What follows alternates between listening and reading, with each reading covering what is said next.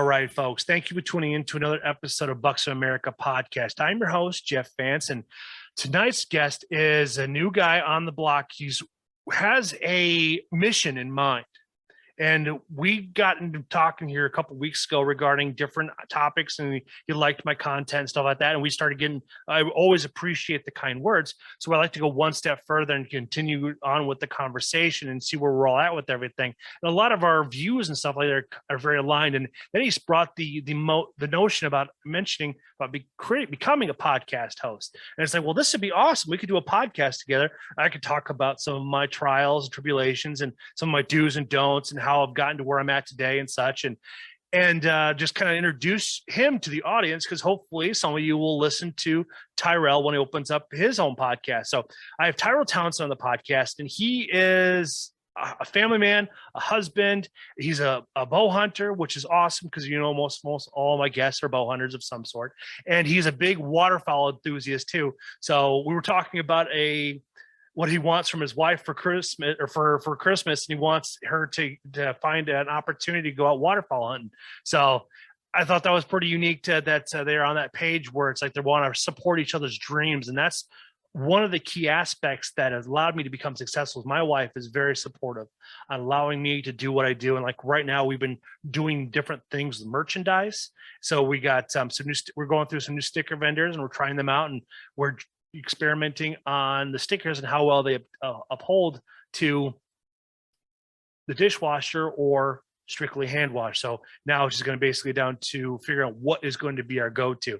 So Tyrell, why don't you go ahead and tell people who you are, so this way they can gravitate to you in the future.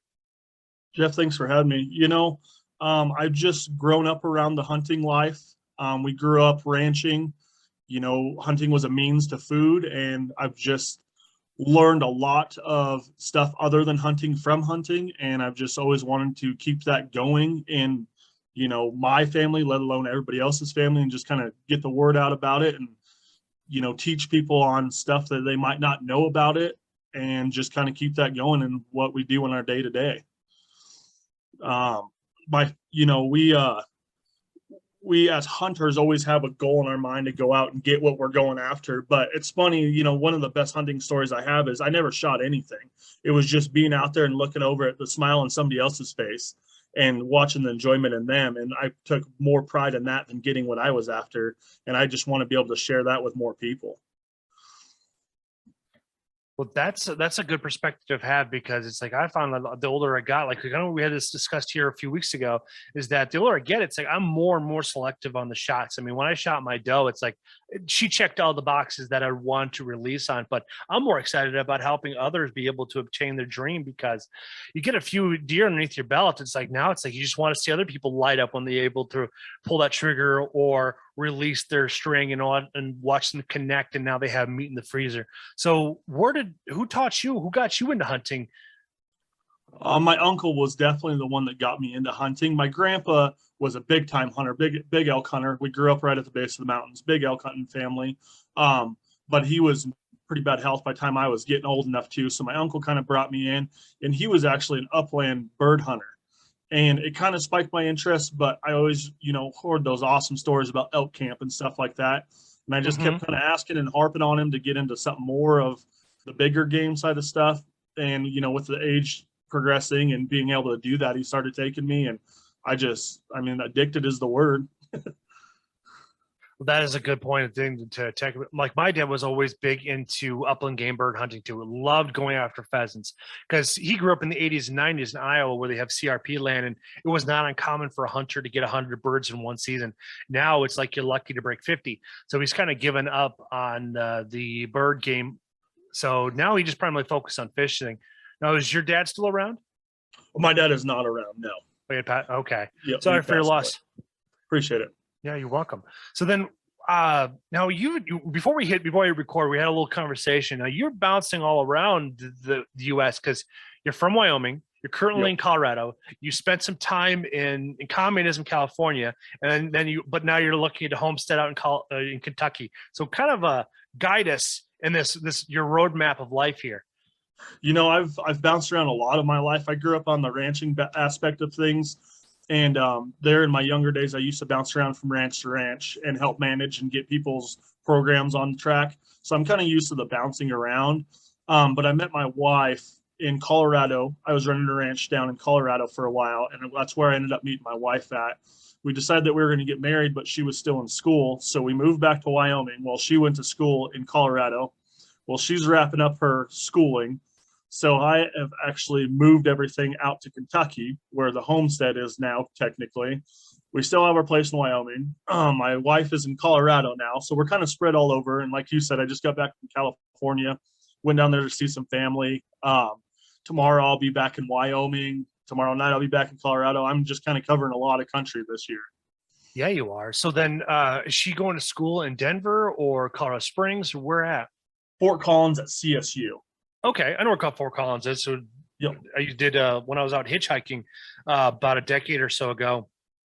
I went through Loveland and Fort Collins there, and I kind of I was stuck in a situation where I needed to find a place for cover while I was out there. And I managed to do it, but it's absolutely just gorgeous area out there. It's nice. It's far enough north away from Denver, but it's got a life of its own. It's almost like it's its own piece of heaven. That's just that you just don't want the big city folk to come up there and ruin it in a sense.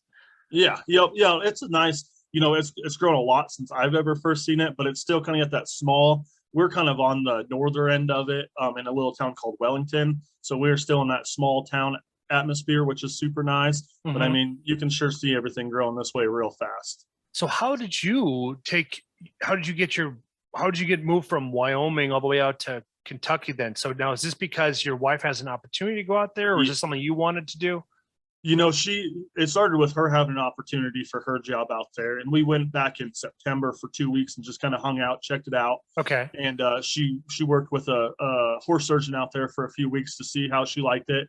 And I just got to travel around and look at the land. And for a lot of people from Wyoming, it's just brown and windy most of the year. And we went to Kentucky when it was brown and windy there. And I pulled into Kentucky and it's green and there's water and there's trees. And I mean, that was at heaven at first sight. And then we stayed on a nice little lake, and we pulled our 35-foot fifth wheel down there and stayed on a little lake there.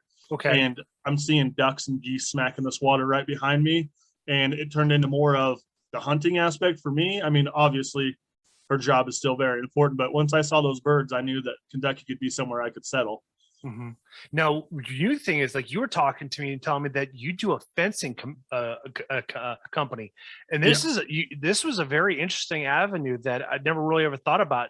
Is that you now have access to a bunch of folks out there to have land? Now, is this your company, or are you hired on?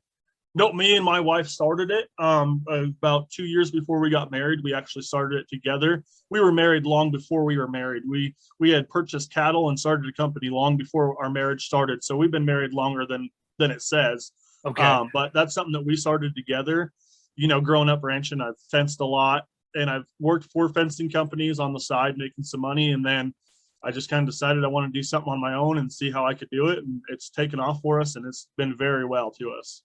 That's exciting, man. So then how did this notion start? Like, hey, I'm going to do fencing now.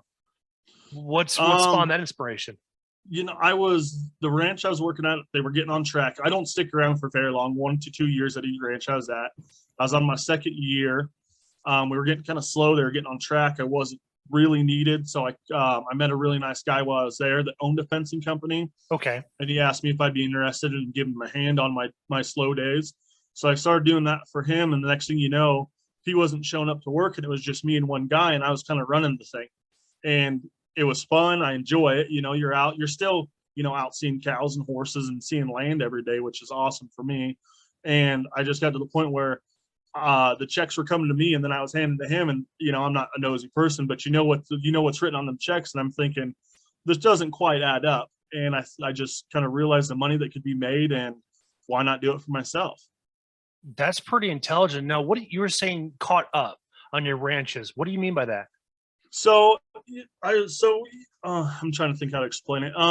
So I go in, and on genetic herds and commercial herds, two completely different things, but the breeding programs and how they run their operation, how they do their sales, their feeding programs, how they feed them, what they feed them, how much they feed them, stuff like that. I just go in and help them do the lowest cost of investment for the greatest outcome of money.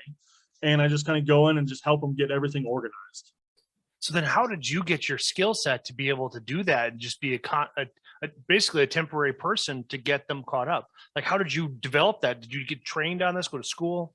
I just grew up loving cattle. That was from a very young age. That's all I wanted to be, was a cowboy. I mean, every picture you ever see of me is boots and hat. I just always wanted to do it. I was fortunate, and some of my family had land and cattle, so I grew up doing it. And then in northern part of Wyoming where I grew up, there was nothing but cows. So that was a very awesome thing for me because I enjoyed it. And just over years, I started getting a very good skill set, and my name started spreading, and I was able just to keep growing off it and keep helping people.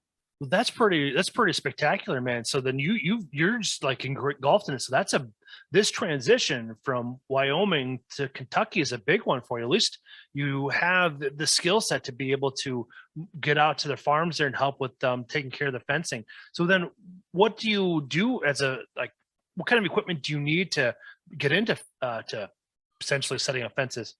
The first year it was just me and my wife. We couldn't afford to pay anybody. We had actually just gotten married. We had just gotten back from Mexico, bought a house, and started a company all in 2 months. Okay. So it was quite a chaotic time in my life. We couldn't afford any equipment. So we started our first year, just me and my wife, with a tamping bar, a set of post hole diggers, and a T-post pounder, and did everything by hand. And it was miserable. I'll never go back. Nowadays, we run equipment. We have a skid steer. I have attachments for just about anything that you could imagine that you would need. I have a pounder that pounds the wood post in. There's no digging holes. Other than rocky areas, you have to use the auger, but down to the hardest thing you have to do is put a clip on a piece of wire nowadays. We have equipment that unrolls the wire, and it's saved our life a lot. Oh, I bet. Well, that's the nice thing about paying your dues, because now it's like you go through those hard times to get to those good times. Now you are being more appreciative of where you once were because you know how much it sucked. Oh, absolutely.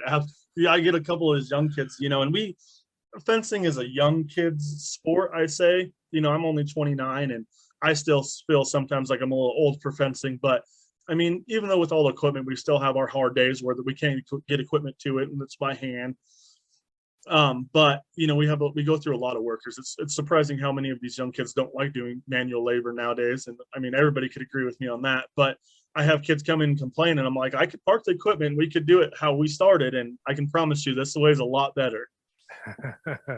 That is a good analogy to put them into perspective and stuff like that. Now, so with your you said you have 2 kids, right? You have a son and a daughter, correct? Yes, I do. And your daughter's the youngest, right? She's only like 7 months old. She just turned 7 months old. Hey. Yes, on the 3rd. Yep. Congratulations on that. So then you guys are in a very busy mindset with everything between the 2 kids and you guys living in separate parts of the country. Yes, we live on, I like to call it, on the edge of chaos at a lot of times. We have a lot of moving parts, and I think that if it slowed down, I wouldn't know what to do with myself. I think I'd get a little stir crazy. So it'll be nice when they're moved out to Kentucky and we're all together again, and it's all kind of slowed down. But we're just so used to this since I've met my wife, just constantly moving and doing and going. So it's been, how we've made it work is interesting because it doesn't really make a whole lot of sense, but we've just been able to go with it, come out on top, fortunately.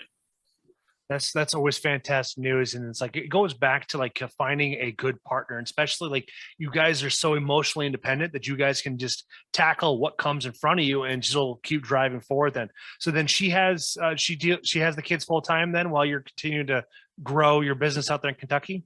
Yes. So I have my youngest is with my wife. My son is with a previous relationship. Oh, okay. Yep. Okay. And then how old is your son again? He's 5. 5, man. That's a fun age. Because Yes. it's like now they're starting to get a little more curious. They want to get out and do more things. And especially like when your kids are that age, they're almost a mirror of you. So this way they always want to do what dad is doing. My daughter was the same way. As she got a little bit older, she's a little bit more independent. So now it's like she just wants to just kind of observe and then figure out if she wants to participate. So at least you have a good balance of everything. And is your son out in Kentucky too? No, he's still back home in Wyoming. Man, it's gonna be tough over the next few years. Yeah, it's a distance, but we'll definitely do what we need to do to make it work. Yeah, I know that. I know that. I know that attitude. I understand that 100% because my daughter's a few miles away too. So it's like I get the long drives and the nights and the days that you have to travel. Mhm. It's like I get 100%. So I know the struggle behind it. But the nice thing is, all of those miles will pay off in the end. Oh, absolutely, absolutely. Because I know my dad did the same thing too. Because I wasn't very like when my parents separated when I was young. It was always commute between the two of us. But my dad, he whether it be rain, snow, or shine, he figured out how to do it. And we Yep. we played cautionary tales and stuff like that with dealing with snow and such. So we go from there. The tougher times is when they get old enough when they still want to start wanting dating girls. That's how I kind of Yep. how I was. It's like girls started coming into my life, started working, making a little bit of money, and then my time with my father kind of disappeared. And it's like I kind of regret it now, being older and such, to kind of see what I'm going to be going through now. It's like I want to get that quality time in because there's going to be about a decade or so where she's going to be finding herself and developing relations and working and such. So it's going to be make the time that I have very quality. Yes. Getting out Yep. fishing, getting out hunting, shed hunting, all that fun stuff. Oh yeah. So this year we decided to go to Shields here a few weeks ago, and this is right around Black Friday was coming up and stuff like that. And it's like I took her to Shields there, and I wanted her to shoot a crossbow, just like to see what kind of gauge some interest from it. And it was one shot. She not really impressed by it, and but it's like I asked her, so do you want to come out and hunt with me if we get one of these? It's like, Dad, I don't have the patience for it. It's like, well, I can appreciate your honesty. Yeah. Yep. No, I took my 5-year-old this year for his first hunt. Unfortunately, 5 years old is kind of young to be on a hunt. If there was a little bit more action, I think he would have been a little bit more intrigued. He went out, he had fun, we walked. We didn't get on anything real nice, so we didn't take a shot at anything, but Uh-huh. he definitely had fun until the part where we just kind of sat there, and then the interest kind of peters out really quick at that point. Now, when you took them on the hunt, were you going elk or mule deer Deer hunt? hunt. Or We were deer hunt? doing mule deer. Yep. Mule deer. Okay, yeah, because that could be it's all fun and games for the stock, but it's like if you're not seeing anything, you have to I almost having like bring a 5-year-old is like bring a camera crew with you because Yes. you have to really pay attention to each step they're making and everything else like that. And especially like if you're like when you watch Steve Ranello or when you watch Randy Newberg, like those guys usually have 2 or 3 guys following them around. So it's like, listen, nice thing is like all of them had that experience of hunting, but still it's like one wrong person that wind changes and they catch them and they don't, it can send everything south Oh real yeah. fast. Hunt over in a heartbeat. Yeah. Yep. But that's the nice thing about the early season hunts. It's like you get them out there in like September or even before the season opens. So you're just doing a simple spot and stock. I mean, that right there can just get the kids motivated and such. Because like I'll take Sophia out. We'll go at right about dusk, and we'll go out to a spot where I know I always get a lot of deer, and it's like just watching her just count all of them. She's getting all excited, like, oh look, there's a buck, there's a doe, and stuff like that. And it's like I'm just going. Like, I parked the car in a way or the vehicle in a way, so this way we're looking at 2 separate fields. And so it's like give her a pair of binoculars to her, and it's like, and I always set it up where she's going to see more deer than I will. But it's like Yep. it's that setting that up to kind of keep trying to get her hooked into it, because this way then she just always gets more of an appreciation of it. So this way then if she does meet a man that does hunt, then she's gonna respect that discipline to be able to manage the household, but also get out there and get some mental health quality going on there. Oh yeah. And if he doesn't hunt, he's not allowed in the family, of course. That's pretty much about right. It's like Yeah. that's usually how it goes. So now when you made mention that you thought about getting into to podcasting, what has kind of inspiring you to move this direction? I listen to quite a few podcasts. I'm on the road a lot with my job. I travel a lot to different places. And with this move, constantly moving, I spend a lot of time in my truck. So I listen to a lot of podcasts. And a lot of time, if I'm not listening to a podcast, I'm on the phone talking to somebody. Okay. And I'm always talking about hunting or, just everything, like kind of an average Joe day. I'll talk to my buddy about his job and learn some things about his job that I don't know anything about. And I'm just always interested in taking in more knowledge and then maybe spitting some more out to some other people, and I feel like podcasts are a really good way of doing that. Just kind of sharing your point of view on a lot of things, maybe sharing and learning a lot too. Just talking to somebody, they can teach you a whole lot that you never thought you'd learn.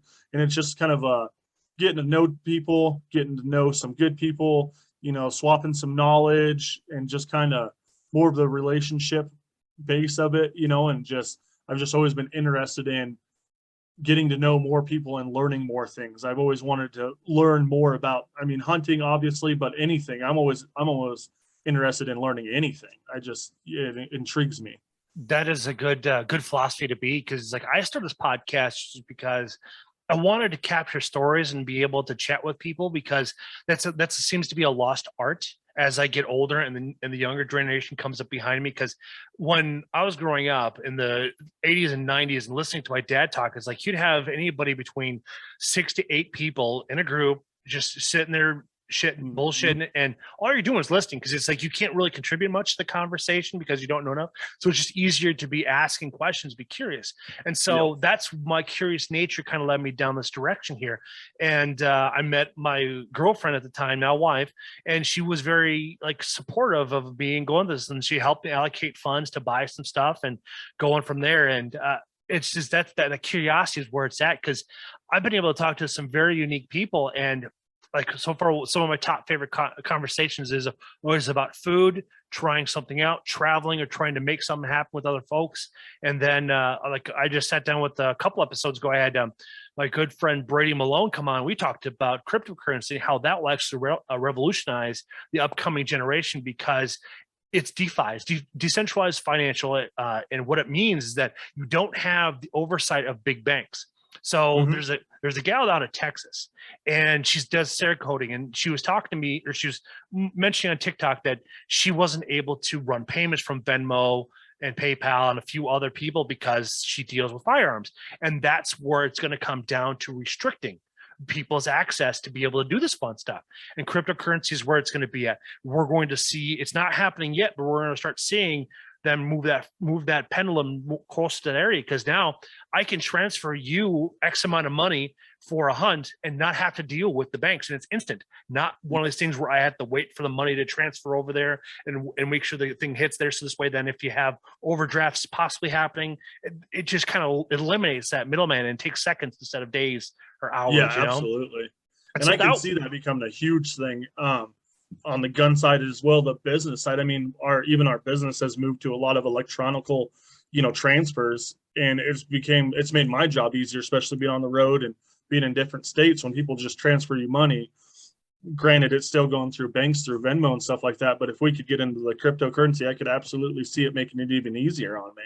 Oh yeah, exactly. And there's something called stable coins, which they back by using the US dollar, and you can utilize that as a 1-to-1 ratio currently right now. And as long as the US maintains the dominance of the $1 bill, that stable coin is going to work perfectly. Then the best part about working within cryptocurrency is that you can do something what they call staking.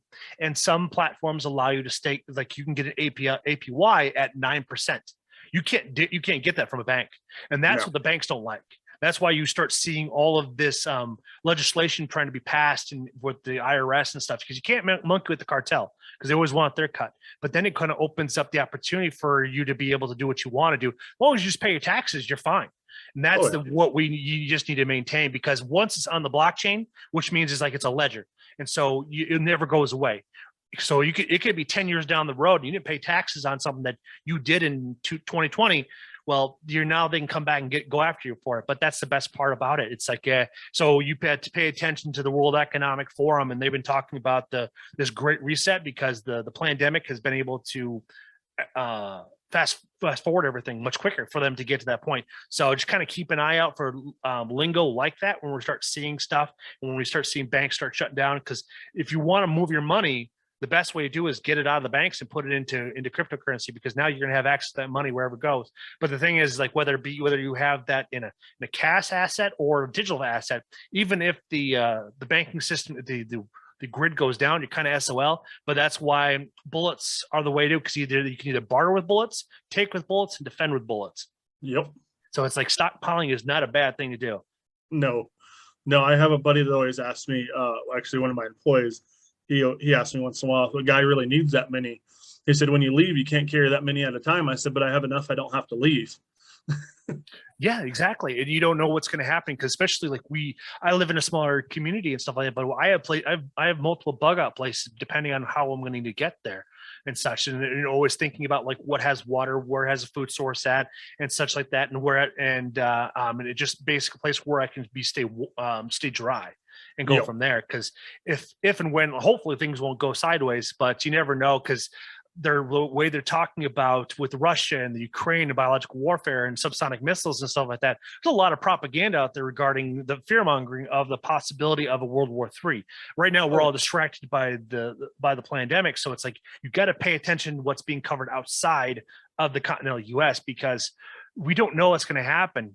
Luckily for us, is like we have a lot of gun owners here, and we probably won't have to necessarily have to deal with an invasion, but it's the infrastructure is what you have to worry about. So it's like having a cache of different objects and different items to defend yourself. It's the way to go. I used to run another podcast called the American Sheepdog podcast. Now it was all about self-defense, prepping, and thinking long-term for when the economy does go south, because we are overdue for a market correction. I mean, we're at a 40-year high. Our inflation rate's through the roof. We've printed off like 40 or 50, 60% of our money in the last 24 months. We're bound to have a massive correction, which is one of those things where it's like owning a house. It's like we're going to see a lot of people going to be going under and such. So having some type of an idea to what you're going to do, whether you have a bug out place or if you have a backup plan, you got to figure out something, because those that live in the cities, it's going to be a dangerous thing. So it's something to always be thinking about, because we also talked about, we had Tony Blauer on our podcast, and he is world renowned for the fear system. He's been in Hollywood, coached a lot of high level athletes and such, but his whole thing is you got to be prepared for the sneak attack. And that's where women have to be worried about the most, because predators will go after a unsuspecting victim when their back's turned. So we talked to Philo out of Kentucky, oddly enough, and he deals with flat or fixed blades for this way for hand-to-hand combat. Because it's like, I tell you what though, it's like if a guy comes and bear hugs your wife and if she has a fixed blade, she doesn't have to worry about thinking about, all she needs to just start stabbing and going from there. Because if she can get between her legs and get that inner thigh, hit and puncture his artery, then things are going to change real fast. She just won that battle. Yeah, that's the biggest thing. It's like, as us being fathers of daughters, that's what we got to protect her about, because the sex trafficking is not going away. And right now, it's like, if you pay attention to the Ghislaine Maxwell, it seems like somebody's being bought off, because it's not uncovering all of the spider web of evil that's all entangled with it. Yeah, I was listening about something about that the other day. Honestly, Tim Tebow, for some reason, was on my Instagram feed, and I just clicked on it and saw what was going on, and he talks a lot about that and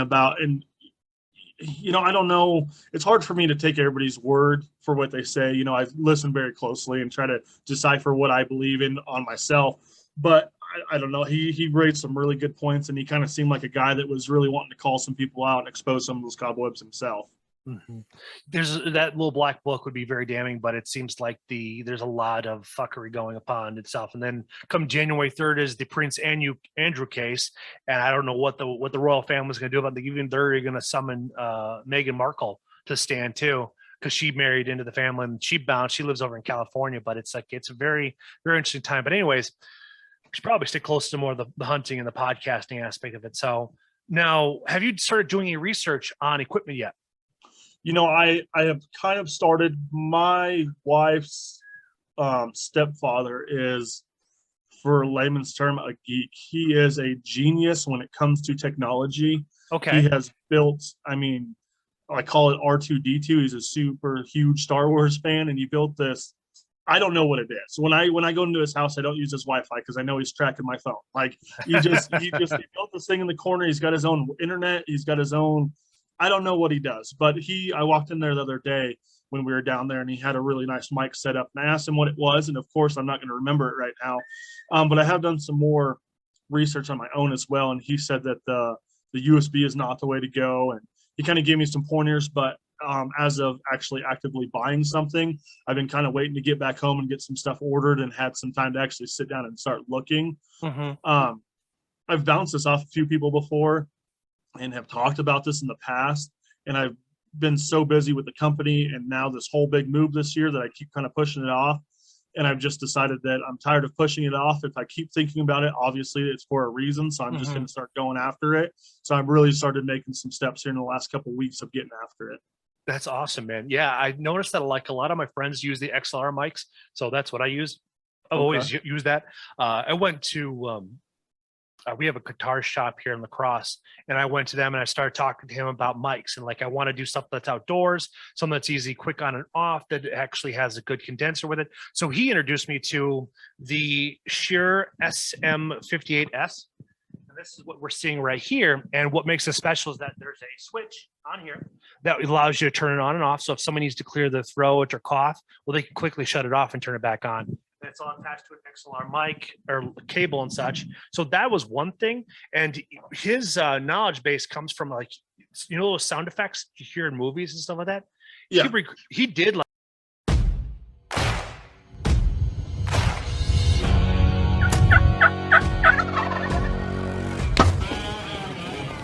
Hey everyone, Jake with HHA. Super excited to introduce the Tetra and Tetra Max Rise.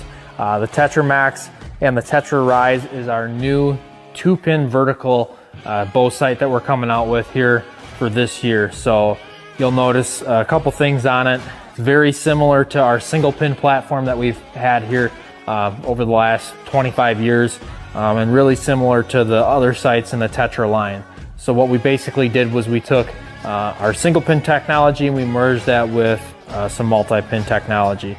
So the way we built our Tetra and Tetra Max Rise sights was we basically dropped a second pin in that vertical pin coming up from the bottom, and then we added a second indicator on the yardage wheel. So both of those are fixed. One really nice thing with this setup is you sight in at 20 and 60 with the top pin, and you don't have to worry about the second pin at all. That second pin and second indicator will automatically be on. So really nice feature there. The Tetra Rise and Tetra Max Rise are gonna come in 8 different frame options. So 4 in the Tetra Max Rise, 4 in the Tetra Rise.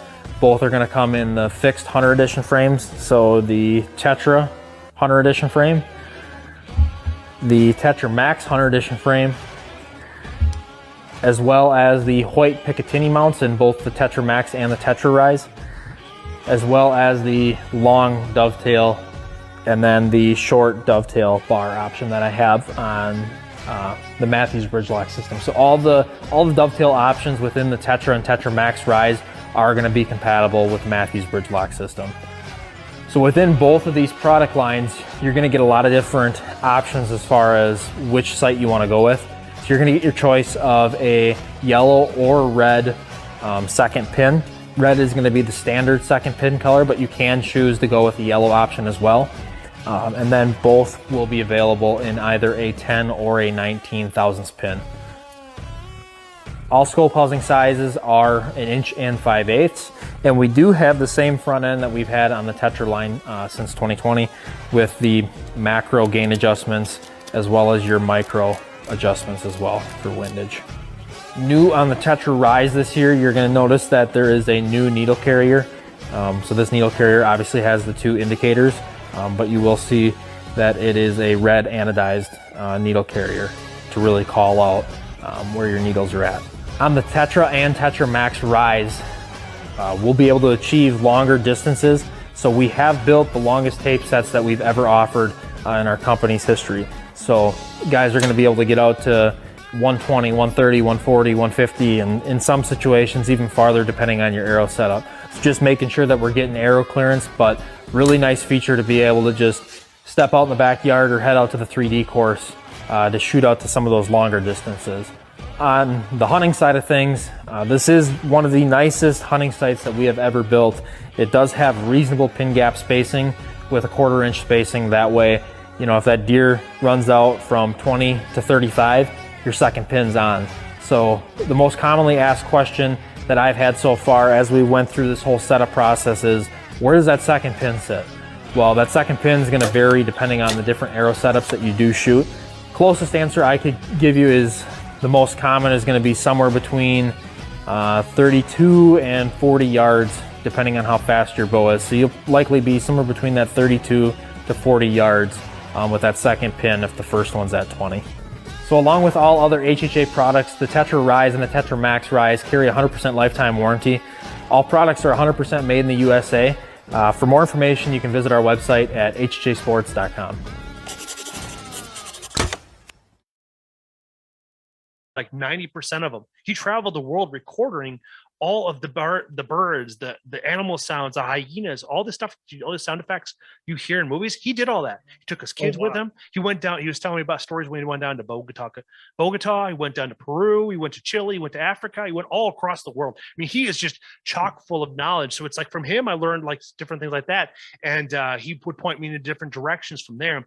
And then for soundboards, I just kind of went on a random search on Amazon. And it came up with Behringer, and Behringer has been around for decades. That's what kind of went to it. I wanted to go with something that's been around for a long time, has a plethora of tutorials, because that's where I kind of like, because a lot of stuff that's like I've learned I had to do it all on my own. So it's like, what products out there and that have a tutorial system that I can use that can train me how to do this. And that's one of the reasons why I went to it. That's what I always recommend. Anybody that wants to get into some type of a trade or something like that is learn from what other people have done. And this way, then you can just kind of learn from them. Because the nice thing about YouTube, there's always going to be videos out there to figure out what you want to do. And now, do you want to travel with your kit, or do you want to be more stationary and do like we're doing over Zoom? You know, I think it'd be fun I would like to do, like, my thought is a lot of this, you know, back and forth on Zoom like this, but also getting in with some cool guys that are into the same kind of hunting, go out and do a hunt with them, and then sit down and set up a podcast and do a podcast with them on that hunt, and then also some other things. But I think it'd be really cool to travel around and meet some people face to face as well and do them, you know, face to face. See, that was my first thought too, as well. So I actually developed it. My wife got me for Father's Day a couple of years ago. She went to TJ Maxx, got me a suitcase. Now the suitcase is perfect because I can put it on my overhead luggage, which is great because it's like, that's $1,000 worth of material in there, like a laptop and everything else. So it's like, I wanted that always to be on me. And what I did, and then this year I bought a new, I have two soundboards. I have one that's permanent now. I have one that is travel size with me. It's the Behringer 1202 USB, and it's much smaller, much thinner, and it fits perfectly. So I went and got some styrofoam, cut it all out, set it side in there. So now it has protection all the way around, protects the buttons and stuff like that. And I have 4 mics of all the same ones, of the same version of them. And that's my exact same thought too, because like I travel to a lot of HHA shootouts throughout the area. I'll travel down to Illinois, Florida, down to Iowa, Minnesota, and over to Minnesota, and recording podcasts because it's so convenient, because I have it on 4 wheels and it works great because it stores some swag. I'll bring with my business cards. I do koozies and such. And then I'll have all my mics packed into it. So I'll bring all 4 of them down with me. I don't typically bring headsets unless I'm in studio to hear the audio coming through.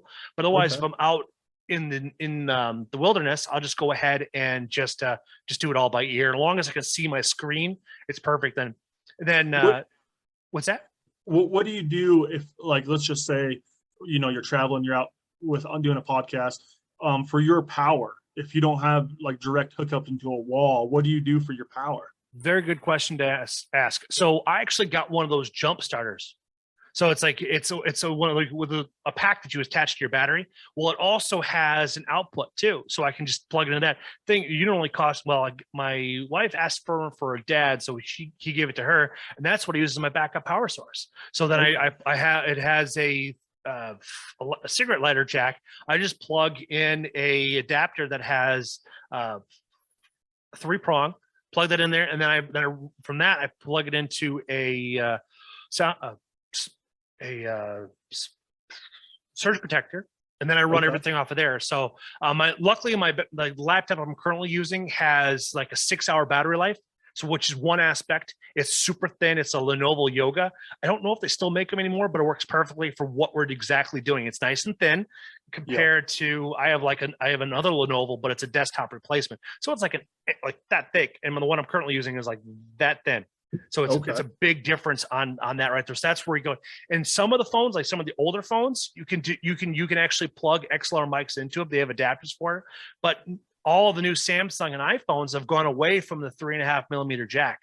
So now you have to have that type of an outsource for it. So which kind of sucks, because I got my S10 specifically to be able to plug that all into it. But I found that I don't have the control I want on the device. It works great if I'm just doing a simple interview, but it's like I want to have the quality behind it, because now it's like if it's on my phone and I have to move it from the phone to my laptop, and then I have to convert it into a specific file type and then begin the editing there before I export to an MP3. Okay, yeah, that makes sense. So you just use a power converter, technically, is what it is from your vehicle to plug in to your. Okay, we run. I just got done setting up a duck trailer. I bought a trailer just for my duck hunting. My wife thinks it's for work, but it's for duck hunting. And I have power converters set up in there to run all my lights and stuff, on hunts. And so I know exactly what you're talking about. That's perfect, man. Because that's a great mission to have, because now you have a duck blind to record podcasts. Now I have some friends of mine that want to get on the ice and do a podcast on the water. Okay. Like the SmackDown podcast, Doug does that. He'll find either he has one, or one of his friends have one of those nice luxury style trailers where you pull it on the ice, drop it down flush, and it has the power converter and everything else like that. And they'll record it there, or he'll set himself up in his little clam and set himself up with a conversation, have a couple of holes drilled, and they'll be recording live streaming if they have internet service there over there in Minnesota. So there's a lot of us that have really cool ideas, and we all work with each other. There is a group of podcasters that when you start I'll get you invited to. So this way, then you can look at us. And Eric Clark runs it, and he asks really good questions like, "What are you doing for X and Y and Z?" And everybody chimes in and provides this advice, because a lot of us may have done it for 3, 4, 5 years, but then if somebody comes with really cool tech, then we're all on board for it, because then we'll start figuring out how to balance that in our budget. Okay. Perfect. Yeah. Getting into small communities like that helps out with everything, having somebody to bounce your ideas off of and learning from their wrongs and from their rights helps out tremendously. And the cool thing is too, it's like a lot of us recommend our guests to other folks too as well. And so this way, if you want to bring somebody onto your podcast, you just go, it's like, well, I want to listen to Chris Ham from HHA, listen to him and listen to his podcast, and with myself and everybody else too. It's like this way, you're like, well, would he be a good fit for my podcast type scenario? Just using him as a prime example, because Chris has been a influential aspect in the last 2 years. So it's been a very nice blessing to have him as an ally in this podcast world. Perfect. Yeah, we the technology part of things is very new to me. I didn't grow up with a whole lot of it. I just never got into it. So that's going to be my biggest feat, getting over the technology side of stuff and figuring out how it works. Luckily, my wife is very smart when it comes to that kind of stuff and can help me out for the most part. But it's definitely been a learning curve on as simple as putting posts on the Instagram and making like a presence there and saying, hey, check this out. I just used to just put up a picture. If you go look at my Instagram when I started it compared to now, there's a picture. There was nothing written next to it. There's no hashtags. There's no @signs. And the pictures weren't even that good of pictures. So just you can see how much I've learned in the last 2 years on that thing with just even doing that. That's a great thing too. It's like I look at Austin Lester. He was on my podcast, and he is Savage Lester on Instagram. And the way he writes his Instagram posts is just beautiful. Very well thought out, very methodical and everything. His pictures are absolutely gorgeous. His whole story and how he became working with Mike Glover and all those guys is quite the inspirational story, and then how he came to where he's at. And he's actually in Utah as a mountain rescue first responder. So it's like if somebody gets lost in the mountain, he's the first one to call. We actually recorded a podcast last year where we had to cut it short because he got called out to go, because there's some kids out there on their snowmobiles, tipped it over, couldn't get it back over, wasn't prepared, wasn't wearing proper gear. So it's like it was a fun recap when we caught back up again a few days later when we actually had a chance to sit down. So that was a fun conversation with that. So And the unique thing is too, it's like when you're talking to folks, they're very, very willing to jump on your podcast. Like you never progress. Like when we first started my American Sheepdog podcast, we reached out to Tim Kennedy, the UFC Tim Kennedy fighter, and he said yes. And we got him for about 45 minutes, and that guy was just chock full of knowledge about his sheepdog response. He was a funny guy. He's gone through some shit, you can tell, but he's just a extraordinary man, put himself in extraordinary situations. Nice. Yeah, it seems like the podcast is like the new way to connect with people. It seems it's growing more and more by the day. You know, when I was talking to you in our previous messages about podcasts and I was asking you questions, and then you're like, we should do a podcast together. You know, in my mind, I'm thinking, okay, this guy, you know, absolutely, I'll do it. He'll fit me in someday. I'll get a random message and he'll be like, hey, come on, you know, I got an opening. And no, the next message back was Monday at 7. I mean, that was 2 days ago. I was like, oh, wow. Okay. You know, he's serious about it. And it seems like the more that the podcasts have grown, the more open people have been to bringing people on and just letting people talk and introducing people, which is awesome. Because before, I mean, who would I go and talk to?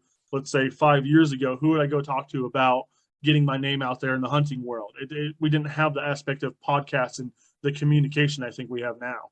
No, we really didn't. Because I mean, I started 5 years ago, and that's when I first bought all my equipment. And then I'd spent a couple of years actually doing research and learning how Joe Rogan works and Steve Ranella and Randy Newberg and all these guys, and like learning from these guys and how they go after they sounds like basically they just chase the dopamine drip and figure out where everything goes and just kind of go from there. And that's where I'm at today. It's like I just find whatever inspires me and go from there. Which has been a blessing, because it's like I get to talk to some really cool people, and then it opens up the doors for them down the road, because it's like, hey, it's like, well, I was on Bucks for America podcast, go check that one out if you want. And it's like, because it's this way, if somebody's getting some hesitation on having them on as a guest. Yep, perfect. And plus, it gets your name out there too, because it's like now you're in the likes of Chris Ham and Matt Fierty and some of my other classics, Brian Austin from the Beast Mode Archery Games, Tony Halinka, he's been on the podcast 4 times already. Anthony Schmidt from SSS Springs. I mean, all these guys are business owners, entrepreneurs, all down to earth people. And so you really get a chance to chat with some of these folks here. And that's awesome. And you just don't get that opportunity very often. Yeah, exactly. And now as I'm progressing through here, now I want to upgrade to do an in-home studio, because now it's like you can see I have my bow up here, Target, HHA, one of my first bucks ever shot, and then now it's like I want to upgrade my at-home mics to something a little bit nicer. But when you start like these ones right here, the SM58Ss, they are right around $100 to $130 depending on the distributor. From Shure, SHURE, because I have a buddy of mine that runs the Stationary Astronaut podcast. I asked him, like, what do you use for your mics? And then he pointed me towards Shure, and I just kind of looked at what can I get now that fits my budget, but also is flexible with me when I go and travel. So that was the biggest thing too, is don't cheap out on quality XLR cables. It's like they may be $30 a piece, but they are worth every foot. And so, like, a lot of them have lifetime warranty in them, so they could take a beating from getting wrapped up in tight corners and such. And I have them for all different lengths. I have 3, 6, 10. I think I have a 15-foot. I think my longest one's 12. But I have different lengths based off of where I'm at, because I travel. And like there was one podcast where it's called Aeropolar.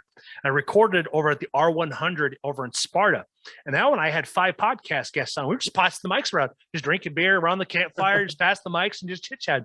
We chatted for like 2 hours. It's fun. And then we came out with Aeropolar 2.0. And the only way to get that joke is you have to listen to that podcast, because it was funny for it, because now it's Travis Reichstead. He is now has a company called Dangler Case, and what it is a silicone-based strap that goes in the back of your cell phone, and it has a hook to it. It only runs like $14.99 or something. I currently have a promo with them. If you go to check it out, it's $10. It's 10% off your order. But what you do is you upgrade your shipping, and I'll pay for that upgraded shipping. So this way, instead of taking like 5 business days, you get it in like 2 to 3 business days. So just upgrade your shipping. So we've been doing it, and he's been taking off, and it's helping. We've been helping each other out, and that's the cool thing about podcasts. It's all about connecting. Like in January, Eric Clark is going to do a podcast of the minds, a meeting of the minds. We're all going to jump on Zoom or whatever program he's running and have a conversation. And it's always fun because I think there's 4 or 5 of us going to be setting up on it. So I've been on a couple of these conversations, and usually I'm the one. I always bring my tinfoil hat on every once in a while, and I don't know, it seems to be my thing because like I still get people listening to my podcast, and I do get some hate. So it's like, if you're getting hate, you're also getting love. So it's like, you can't please everybody. Yeah, the hate thing, it almost makes more people more money than the fame thing on the side of things, because you got to think about, if you like something, you're just going to go on there and like it, you're done, right? You gave them your love, you're done. If you hate something, you're going to go on there and really troll it. You're going to go look at it a lot. You're going to boot your comments. You're going to do, the hate almost brings you more attention than the liking does sometimes. It does. And it's like, especially if the people are talking, like whatever they come out of their mouth or out of the keyboard, it's like dumb. It's like, it's like now you just see more of the people that support you. Because with my Bucks of America podcast Facebook page, I get a combination of both love and hate, especially like when there's a woman that I post on there that I'm giving her the spotlight because she went out and did it above and beyond. Sometimes the comments are very brutal. Now the nice thing is that you can go in and you can filter that. So you can filter the F word, the S word, the C word. It's kind of weird that how people would call like a woman a cunt on Facebook. It's like, dude, it's like, that's uncalled for. And the cool thing is you can just go and delete them and remove them from the list. So it's like you can if you're, so this way you don't have to be fully involved with.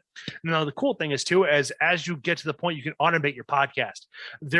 I run my stuff through how it's pronounced. Shurion. Give me just a moment here. I have it brought up on my phone. But what it is a centralized location where I can have it's OSHA, and it's based out of France. I sat down with their marketing guy back in August, and I was kind of surprised. It was like somebody from France wanted to hit me up, but what he was looking for is people to get on their platform, and what they're gearing it towards is that for anybody to be on there, because they're trying to take that market away from SoundCloud, because that's where I do most of my streaming on, and then I just use the RSS link and put that on Spotify, iTunes, Podcast Addict, Tuned In, and a few other ones. Google Podcasts have been kind of giving me the shaft. They won't tell you why they're not approving you, but it's like you kind of guess. It's like I'm very conservative libertarian podcast here, so it's like I really point out the aspect of what's going on. But that's the biggest thing, is finding out a program that does all the work for you, so this way you're not always on your phone. Because that's one thing I noticed in the very beginning, is that I was always on my phone. How can I automate this so this way that I'm spending more time with what I want to do instead of trying to do all these posts and such. And the cool thing is it distributes to all the platforms out there, and you can do automated posts too and stuff like that. So there's a lot of different programs. They got Hootsuite, you got Crowdfire. There's more than one option you can use when you get to that stage, because they're anywhere between $10 to $15 a month subscription. So it's like it's going to take you a moment to get there to pay for that. And I have affiliate links too that I work with to help pay for the podcast, and also got sponsorship money as well. So, or advertising. So when you start getting the following where you can start charging people, then that's where you can start reaching out to the guys that have bigger podcasts. To how much do you charge for an episode? Or a lot of guys just do like $30 for the year, or $50 for the entire year. And this way they just become a sponsor. This way it kind of locks them in for that 1 year, but also you're guaranteed that money. And then it's like, you're just showing that this is the product I approve because this is what I use. Like Veteran Innovative Products out of Texas has been a big supporter of mine. I've been shooting their products since 2015, and they make broadheads and they make some awesome stuff. Okay, so that was a strange one. That happened really weird. All of a sudden, I'm talking to you and just disappears. Anyways, getting back to Veteran Innovative Products, is that I've met Matt, I met Cindy. Those are the owners and co-founder. They've been on the podcast a few times, and just meeting people like that, it's just really heartwarming because they're humble people God-loving, God-fearing folks that just really do want to do right by the average hunter, providing a solid quality product. And like the hat I'm wearing today is from Shea Butler Knives out of Illinois. I met the guy. He's awesome. He's a go-getter. He outworks anybody, and he makes really high-quality knives. Like I got this knife right here, and I use this to butcher deer. And this is typically used for most people for an EDC. And I had it on me and I wanted to use it, and it acted like a scalpel, and it butchered up my doe without even thinking twice. And he's still kind of baffled that somebody would actually use his knife out in the field, because he makes a couple different it's called the Ranger, and that's specifically designed for outdoorsmen. And he just creates some awesome products. And so I think when I start uploading his podcasts, these Zoom videos to YouTube, I'm just keep on swapping out hats. Oh yeah, because absolutely. I love wearing hats. Hats are the best advertisement. You know, we even for our fencing company, we pass out hats. But everybody I run across, in the line of work that I'm in, you meet somebody that's a business owner, you're going to work for them. They always give you a hat at the end of the day. You know, when you're done, they're always handing out hats, because I mean, you wear it so much, and it's an awesome way to get your name out there for sure. Oh yeah, exactly. And like he does a pretty good deal where it's like it's all leather engraved, all printed on that, and then you set it all up from there. I haven't put my order in yet, but you also can go a little bit more lower range. So it all depends on what you want your price point to be per hat. And that's the thing, is like getting that point up, because like I can only do orders of like 20 to 30 hats, and it's like that's still a couple $100. So it's like having the inventory is always kind of iffy to work with, because you don't want to get a whole bunch of one design and it doesn't sell. Yeah. So a lot of my material is all promotional. Okay. Yeah. That's, like I said, we give out a hat too. We have a top hand fencing hat with our logo on it, and we just give it out. You know, we just buy them each year. We buy a what do they call it? Sleeve of hats. You know, we order them and then we hand them out, and somebody happens to see it. Those hats just paid for themselves. You know, we don't charge anything for them. It's just a good way to get our name out there. Oh yeah, and everybody likes free swag, especially hats. Like my dad has tons of hats. I have. Now let's see here if I can get my. That's just a portion of my hats. That was because last summer my wife and my daughter put this all together. We went to Menards, got the trim. It's all it is just wood trim, and we just grabbed hooks and we just started putting all the hats. And I still have more hats that I haven't put up there yet. So it's like I have to come up with a whole new board. So it's like, well, I'm gonna have to have enough hats to justify building another one of those. But it was a great way to display them. So now it's like whenever I leave the house, it's like, what do I feel like wearing today? Yep. And there's those. I have quite the hat collection myself, from just people handing them out and stuff, and I just have them in piles all over the place, and I need to find a way. But I love when somebody gives you a hat. Like if I'm dealing with somebody that I'm not real fond of, I don't give them a hat. But and I think a lot of people think the same way. Why would I let this guy wear my hat? But when a guy hands you a hat, it's kind of like almost like a compliment. It's weird. It's like man talk without saying, "Hey, buddy, thanks." It's like, here's a hat. And when somebody hands you a hat, you're like, I did something right. This guy likes me. That is a good way to look at it. I never thought about being as a positive, like almost like a unspoken handshake. It's like, here, wear my hat from. It's like, that's what happened. I am Toxin app. What it is it's an app that's being developed right now where it wants to take it internationally. But what Jeremy's idea is that he wants to bring a bunch of fields or different clubs and stuff like that, and put the names on it. So this way that if you're bored one Saturday and you're looking for something to do, you can bring up his app and it'll show you all of the archery events in your area. But he also wants to get in like S3DA and Beast Mode Archery and a bunch of other people on there. So this way, then it's like also local regional events too. So this way you can go out. Like, I'm hoping that he's able to work something out with Bowfest, because that's one of our bigger events here in Wisconsin. And I think it's going to be in June or July, but it's going to be like 4 days of shooting targets. Like 100 plus targets are going to be there. And a bunch of vendors are going to be there too. And it's going to be singing in there. They'll bring in like Aaron Lewis from Stained. He made an appearance 2 years ago. Was Babe Winkleman. He was there for giving a guest seminar. So it's like they're attracting the right names to bring hunters to be up there. And it's like they have some pretty good prices for whether you camp out there, get a place to lodge. It's like they're trying to make this also a well-rounded family event too. They even have a water park too for the kids. So my wife and I are trying to figure out what we want to do for this upcoming season, because we do a lot of traveling all throughout the summer. I am a very, very busy man. There's no such thing as me having a dead weekend. There's always something going on. Either I'm hunting, I'm fishing, I'm going to a podcast event, I'm going to go shoot my bow, going to go to the gun range. It's like I'm always doing something fun. And that is kind of like what a guy wants to create his life to be. Because like I wouldn't want to be bored sitting at home staring at my PS5 or PS4 or whatever, and not missing life. Because I'll tell you what, it's like I don't remember video games, but I remember events. And that is what I think we need to strive for, is getting people away from the programming of our entertainment system, getting back outdoors, because outdoors is where you live and you have these memories. Because when I go to the old folks home, I want to have memories of people I got to hang out with instead of playing a video game that I don't remember.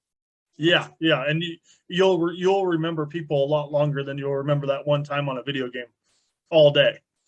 Yeah, I completely agree with that. Yeah, I think busyness is good for a guy, for anybody, man or woman. I think busyness, a body in motion stays in motion.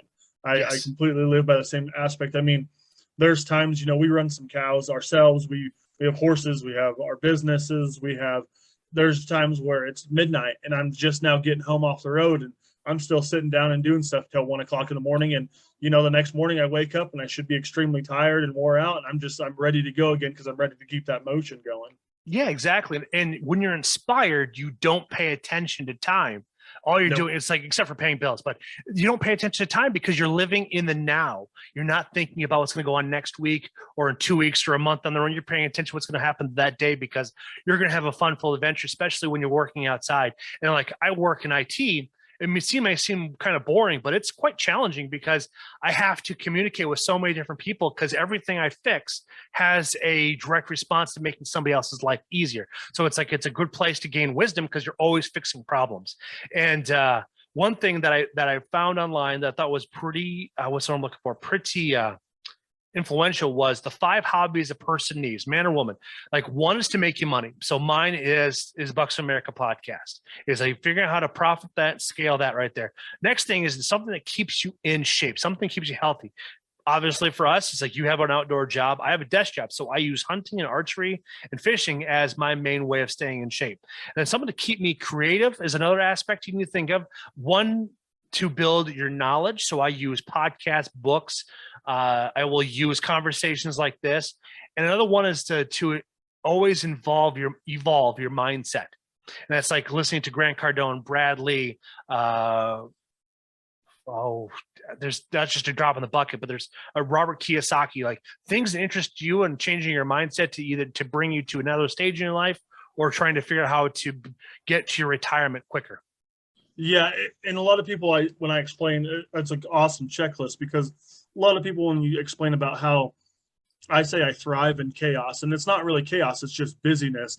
Mm-hmm. But I'm always like preaching, like, complacency is a disease. Once you start getting complacency and it sets in, you're done. You're not going anywhere in life. You're where you're at and you're going to stay there forever. And I always tell people, just like, stay active, keep doing stuff, expand. And that checklist is like a good motto to follow, because people take it as, oh, if I'm out drinking till 1 o'clock in the morning, I'm staying busy, I'm doing something. And it's like, you need a productive busyness. And then within that busyness of your day, it's like you need to have like quality productiveness. Like when you're out hunting, you're being productive, you're being healthy, but at the same time, stop and look around and be like, oh man, this is beautiful. So then you're also enjoying the beauty of something. You're driving down the road to a job, you see something cool, take the time, pull off, go check it out. Make time for yourself as well as being busy, because if you're just busy, you will get wore out really fast. I mean, we've all been there, especially us entrepreneurs. We can have bad days and it can turn into weeks if we don't just change one little thing up, and then all of a sudden it's like a fresh start and you're going again. Oh, 100% agreed on that, man. There's like, I surround myself with a lot of intelligent people, because I have several friends of mine that are millionaires, and it's like, I use them as an inspiration to what are they listening to, what are they reading, and what are they doing to apply into their life and stuff like that. And having these folks to be able to draw inspiration from is just a phenomenal asset, because it's a far more valuable teacher. That's somebody that does something is a far more valuable teacher than going to college, because unless you are going to get a degree in medical or law or engineering, you everything else is just all hubbub. And the cool thing is, like, we're in a digital media source, so everything can be self-taught. And like, I had a gal I used to work with. She was going to school to be a graphics designer, and it's like, why go into debt and have an interest rate when you can go and on YouTube and learn how to do everything? Yeah, and you know, it's like, and I get it. Like, but she's got the employee mindset, so she needs to have somebody to walk her through it. Now, opening and changing your mindset is not an easy thing to do, because it's like, it's very uncomfortable. And it's like, you got to be comfortable being uncomfortable to be able to move to your biggest thing. Because some of my best memories, like, I shot a doe here 5-6 years ago, opening morning of shotgun in Minnesota, negative 13 degrees outside. I'd tell you what, that story is going to go to me to the grave, because I'll tell you that was a uncomfortable moment, but the reward was so worth it. Once you start getting comfortable, you're doing something wrong. I've came to the conclusion of, I don't know if that's a saying, but I really think it should be. You know, when you shouldn't be comfortable until a lot later in life. You know, somebody my age, 29, if you're already comfortable where you're at, you haven't reached your greatest potential, I don't think. At 29, there's no way you could be at the best you could ever be.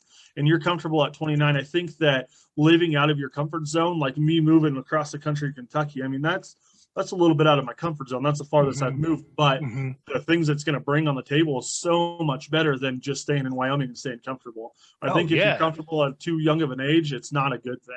Yeah, you kind of find yourself and falling into a rut. And that's the cool thing about podcasting, is that the techniques that change come out so quickly, because there's so many different audio softwares that you can choose from. You have GarageBand from Apple.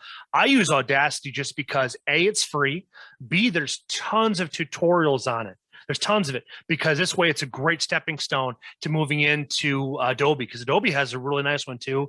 And I think Sony has another one too as well, but those ones all require you have to pay a subscription for them, which is perfectly understandable if you're making the money for it. But I always tell folks to go to Audacity just because it's easy to use and you can learn on tutorials from it. And and the program changes. Like today, before I logged on, there was an update. So guess what? I had to update that thing. And so I'm kind of looking forward to see what they updated for it, even with Zoom too. But Zoom has been kind of interesting because it's been crashing quite frequently. The last 3 podcasts I've had, it's like it'll drop. And both of us, myself and my guest, will have 100% Wi-Fi or cellular service, and all of a sudden it just drops on you. Now, have you started digging into softwares yet to start doing your editing? No, I did some hunting videos there. I started very premature on my hunting videos. I was really gung-ho, and I got into some good hunts. 2 years ago, I traveled quite a bit and chased some birds. And my favorite hunt then was I went to Idaho and hunted the Snake River. It was awesome. It was just a beautiful hunt. Well, we always recorded them, but never posted anything. And it was just such an awesome hunt. I was like, I got to get this up. I got to get this edited and put up. People need to see this. I was nowhere in the place to be editing videos and trying to do that. And I think Adobe is what I use for that. I think, and I could be wrong, but I just wasn't, Apple Movie is what I used. Okay. And I mean, I don't know how good of a software that is, because like I said, I was nowhere in the place to be trying to play around with that. It turned out decent. It was an all right video, but on that side of things, I'm going to have to sit down with somebody like my wife's stepdad, and he can tell you just as much about software as he can the bullet and why it's made that way. He's just very broad spectrum of knowledge, but he'd be a really good guy to sit down, and he can break it down into layman's terms so anybody could understand it. I'm just going to have to really sit down with somebody and try to figure out how it's going to make, just because it's the best for somebody else, it might be a little bit easier because of my not technology savvy self to use something else. So I'm just going to have somebody just really break it down for me. Yeah, when it comes to video editing, I have no idea. But a nice thing is there's YouTube. Like with using Audacity, it's able to really work well for anybody on a budget. So we can go from there. And then plus there's tons of plugins for it. So hopefully it'll be able to point in the right direction. Now, because when you're doing editing for videos, that's a whole different machine to utilize, because you actually need a good graphics card, a big hard drive, and a lot of RAM to be able to do everything somewhat quickly. So that requires a little bit of a cache. Now, a nice thing about laptops or for audio, it doesn't require a whole lot, like which is nice, because like I have two laptops here I'm staring at here, and the one I'm using right now, which it fits the job real well. I haven't had any issues with it crashing. I did lose one episode. I was with Kurt Headington from Expedition Archery, and I lost his audio. It's like, son of a gun. There it goes right there. So, but he's just a busy man, and I haven't been back down to Decorah to see if he'd be willing to sit down and do another podcast with me. Yeah. I definitely don't, want to. I'm not going to cheap out on anything just for that exact reason. I just want to make sure that what I'm putting out there is the best quality that I can. Yeah. And it's the best that I can do, because I don't want to just half-ass it and give somebody what I think is all right. I want to put it out good and make sure people are enjoying it. And it's not just something people are just going to scroll by and be like, oh, I listened to 10 minutes of the last one, and it wasn't it. Yeah, I completely understand that too. In my early years, my first 10 or 20 episodes were on these cheap mics, and they were absolutely horrible. The audio wasn't very good, but my listeners have stuck around this far. But it's just upgrading your equipment essentially. But yeah, that is a good thing to put some forethought into, is a good laptop, someone that's going to be able to laptop or desktop machine. But if you want to travel, you'll have to pay attention to what is going to make sense, because tablets aren't going to cut it. So you have to figure out what your stepdad can provide you for a good solution, that some that's thin, high, a decent capacity for a hard drive, because I have an external hard drive, so I can transfer the data off the laptop onto that when it gets full, because this laptop only has like 120 gigs, and I bought a terabyte hard drive, so this way I can dump stuff on there, and this way that I'll always have it. And it's always good to have more than one backup place, because like the story behind Toy Story 2, somebody accidentally deleted the entire movie, but due to one of the animators or editors, she's working from home, she had a backup copy of the movie in her on her hard drive or on her server, and that's what saved the movie. And it's really? like, that. So when you're thinking about building your laptop, it's like, or when you're figuring out looking at technology, also think about multiple places to store this information, so this way, if your laptop goes to shit, you have it backed up. So that's what I typically do. I get done with an episode, I put all that stuff on my hard drive, so this way then I have a backup of it, because this way then I have two laptops, because it's like, we've been around long enough. It's if one is none, two is one. So that's how you look at it. So 4 is 2, 6 is 3 type scenario. That's why most gun owners always have anywhere between 12 to 15. Yep. Because logic. Yeah, it's something that's really ironed out in the self-defense world when it comes down to sidearms, knives and stuff like that, placements and such. So this way, then you're always kind of having a backup upon a backup. So I'm glad you really have a fourth ambition for it. So it's like, now I'm just trying to figure out which ones you want to go with. And the cool thing is like, there's other soundboards out there that are easier than mine, but I just got it because it's small and convenient. It works for me when I want to travel. So that's something you have to look at too. And I'll send you a picture of my set out after the podcast. This way you can see how I have mine laid out, and you go from there. So this way, then you can at least get some inspiration. And so this way you can go from there. Yeah, definitely. And like I said, I keep pushing this idea back, but I think that moving on, especially after being on with you and getting some more insight and just seeing some more, I think that, you come next week or two, we're really going to be making some leaps forward to get this thing going.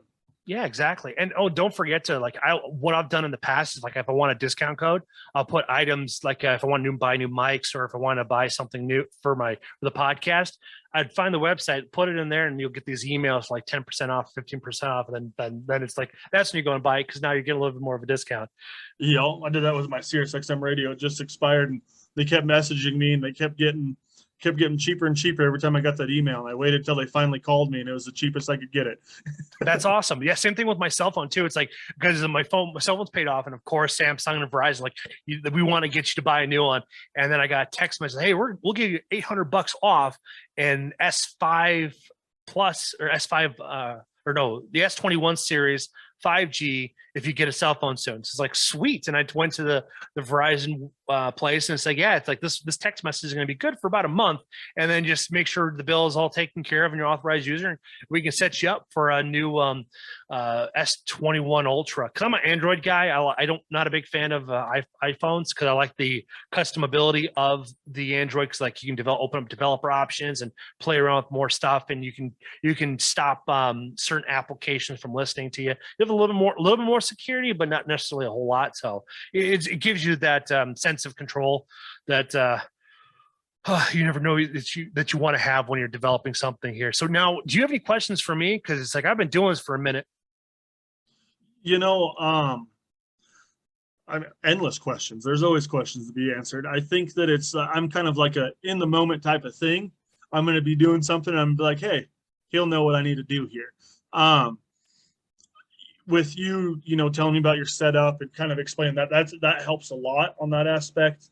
Bringing people in, talking to people, kind of good pointers. And it seems like it doesn't really matter per se what you're talking about, as long as you're talking something that's passionate to you, and that's what you're trying to get out there. Really, just follow that. It seems like, and you've mentioned a couple times, follow that dopamine, and it's just, and I think that I was kind of worried about what am I going to talk about, when am I going to talk about it, and it's not really about that. It's about what you want to talk about and what you want to bring to people, and that helped a lot, because I was really worried about, am I going to please people? But really, if I don't please, this group of people, it might really please these other people. So I just need to talk about what I like and enjoy, and and bring some other stuff in. I'm not closed-minded by any means. If somebody wants to talk about something, I'm absolutely open to talking about it. But I'm going to base it off of certain things and then bring other things in as we go. That's a perfect way to be, because I'm the same way. It's like we could have a conversation, and like 2 or 3 days later, I could come up with a question about something that, hey, I know Tyrell can answer this question for me. And I'm the same way too. It's like, it's that curiosity for us, because sometimes you got to take a moment to step back, digest all of the information, keep moving forward. It's like the book by Mark Hansen. It's called 48 Laws of Power. And it's such a pivotal book in any person's life to read, that they only recommend reading like one law like a week or a month or however you want to digest it, because it's such a powerful book to read, because it really changes your mindset, and it's a weapon to a narcissist, because they're going to manipulate those to fall in the soup. But it's a really good thing to learn and to keep always expanding, because even in our podcast group, we'll talk about books that really have changed our lives to trying to focus things. Like one of my favorite books I always like recommend to read people is Discipline Equals Freedom by Jocko Willink. It's only like 140, 150 pages.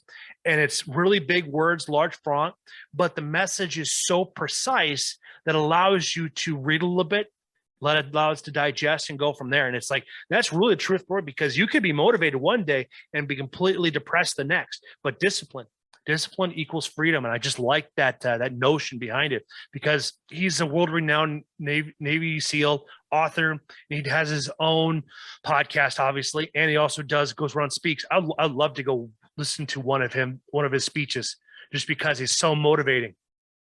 Yeah, books like that I like to get into, because it's not just somebody writing it down on a piece of paper. It's somebody that's experienced it and is following what they're writing, and it's actually something that you could take home and use for yourself and learn from.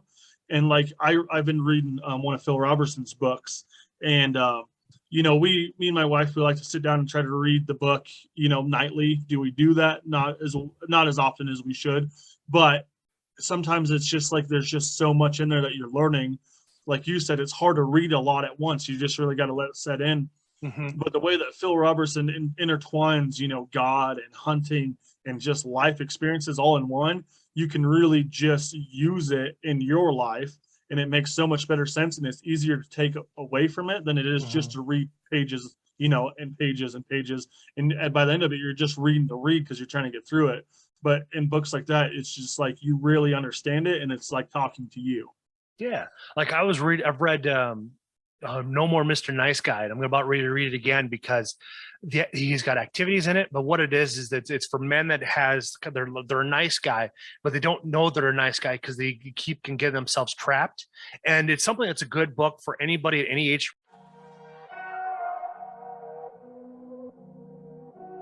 I'm Jake with HHA Sports, and today we're going to talk a little bit about our dovetail sights and how they're going to fit on the new Matthews V3X. So as you'll see, I have a Tetra Max Tournament Edition sight on this 33-inch V3X. All of our dovetail sights, the Tetra and the Tetra Max, will fit on the V3X. Also, in the next couple of weeks, you'll see us come out with a shorter dovetail version. It'll just be our short bar version, which will also fit on the V3X on both the 29 and 33-inch model. One question that we've gotten pretty frequently lately is the windage adjustments on your Tetra and Tetra Max bow sights on the new Matthews bow. And this year we came out with the infinite adjust plate, which you'll see on the front end of your sight. So when you put this infinite adjust plate on, you'll want to either flip it to the inside or the outside. And for the inline mounting sight options, such as the V3X, you're going to want to make sure that the infinite adjust plate is to the outside of your infinite adjust channel. This will allow for optimal windage adjustments. So you'll also be able to find the infinite adjust bracket on our website if you're already shooting a Tetra or Tetra Max Tournament Edition sight. Another way that you can get your HHA to fit V3X is by buying our conversion kit, which you can find on our website at hhasports.com. We'll be selling those at retail around $60. So basically the only thing you'll have to do is you'll have to take apart your sight at the third access point, and you can convert any Tetra or Tetra Max sight. So if you have a fixed frame, you can get that into a dovetail. So like mentioned before, any dovetail sight will fit a Tetra or a Tetra Max, as well as our short bar version. For more information, you can visit our website at www.hhasports.com.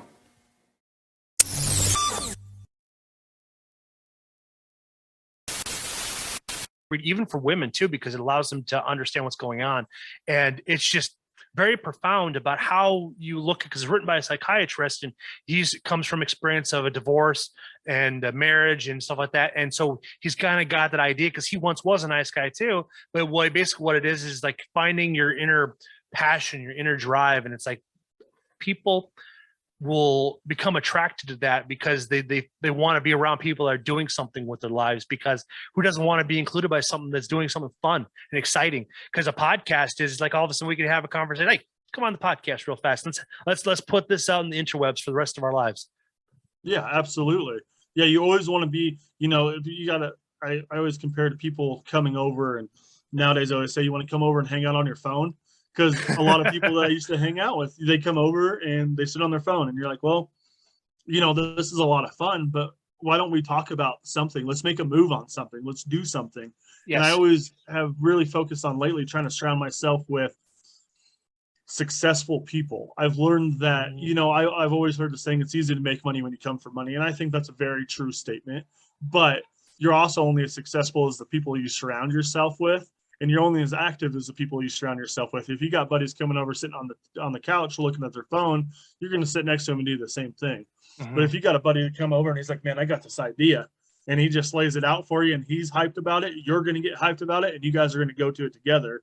And that's the kind of friendships that I like to have, is somebody that's just like, and I mean, it can be completely out of left field, out of my knowledge realm, and I'd still be willing just to back it, to get on something, to have fun and go on an adventure with somebody like that. Mm-hmm. Yeah. Like Brady that I had on here talking about crypto. He's the one who's been giving me a big introduction for it. And I've also found people on YouTube and podcasts listen to about learning, expanding my knowledge on it, but like learning about the potential, the possibilities of it all. And like learning about Bank of America and JP Morgan, learning all about these companies that have a vast amount of cryptocurrency patents that like, oh, they're up to something that they're not telling us yet, but the only people that really know are the ones that are actually really woke. Because it's like, I had a friend of mine give me the breakdown between blue pill, red pill, and black pill. Because blue pill, those are the ones that just don't want to, they want to go to work, go home, that's it. They want to live a very mundane life. They want to get out of the comfort zone. They don't like conflict, anything like that. Red pill is the ones that knows kind of have an idea what's going on, but not thoroughly. And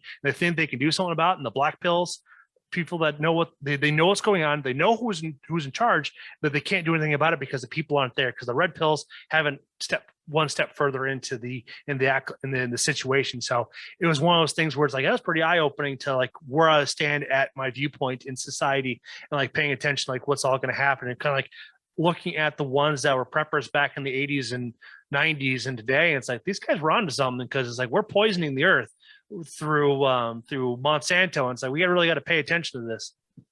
Oh, absolutely. Yeah. It's, we growing up, you watch those shows, and as a kid, you don't really realize what's going on around you in the world. Mhm. You're just a kid, you're living then, but you're watching these shows. I remember watching preppers and just thinking, man, these guys are crazy. I classified them as their own kind of people. Nowadays, I'm like, man, those guys were geniuses. They're smart. Yeah. They knew something. Whether they were 100% right on what they exactly believed was going to happen, they were still right, and something's happening. It doesn't matter if they were right on the exact occurrence, but they were prepared for something. And it's like I said, it's funny thinking about. I just used to think, man, this is good entertainment. But now I'm like, hey, I'm kind of entertainment to some people, I bet. It's kind of like Alex Jones, because the one thing that Joe Rogan that I take seriously is that Alex Jones never been wrong. It's just a matter of what he says in one moment will come out down the road for being true. Like back in May of 2020, he was talking about that the vaccine looks just like the AIDS virus, and come to find out with gain of function research that just came out here a few months ago with Dr. Fauci and with the Beagles and stuff like that, it all came out to be true. It's just a matter of time. And it did. And then just before I hit record, I watched information on John Hopkins. They said all the vaccinated, 1 in 100 plus or minus, are going to come down with COVID because of the vaccine. But it's something that's not being discussed because we're distracted by what's going on a global status. Oh, absolutely. Everything is, a show of hand. It's a magic trick. It's just show of hand.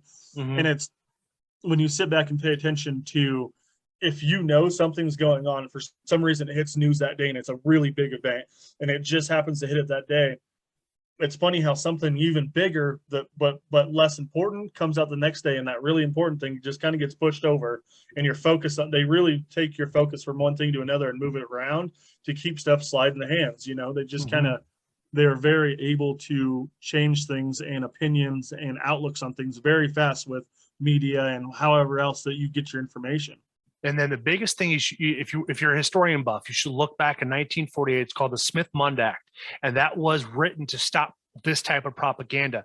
Then in 2012, there's the modification of the Smith-Mund Act. Now we have all this propaganda, because before 2012 we had the H1N1 virus, and remember, we don't hear a whole lot about it now, is because of that law being in there.